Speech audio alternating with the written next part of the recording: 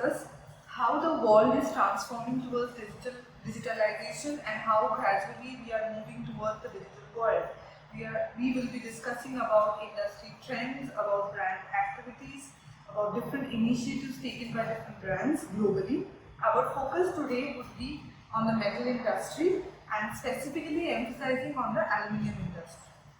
And to answer all our questions and queries today, we have with us Mr. Shomadip Chakraborty, who has been a part of this digital journey himself, as well as seen and guided companies to move towards digitalization. Welcome, Shomadip. So let's quickly jump to the first question that we have. The question for you today is, what is digital transformation in the aluminium industry and why do you think it is important? Sure. That's a great question to begin with, Tanya. Hi everybody.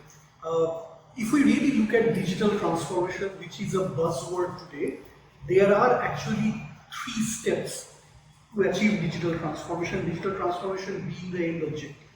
The first step is basically digitization. Alright? Let's assume that there is an aluminium company which is a small in size, which captures the different invoice information in the form of various paper deliverables. Okay? There are fewer companies, but we also have to understand that globally there are so many thousands of smaller aluminium companies, right? So therefore, if they decide that they need to digitize their paper data forms in a form of a table, now that step where the physical form of data is being transformed into a digital form of data is called digitization. Now, let's imagine as a part to take the journey forward, the same company decides, hey, you know what, we are putting all this data in the tabular form, how about we generate the data in the digital form? And here comes the role of the various ERPs or enterprise resource planning softwares. It may be SAP, it may be Oracle, it may be Microsoft Dynamics, and there are plenty more.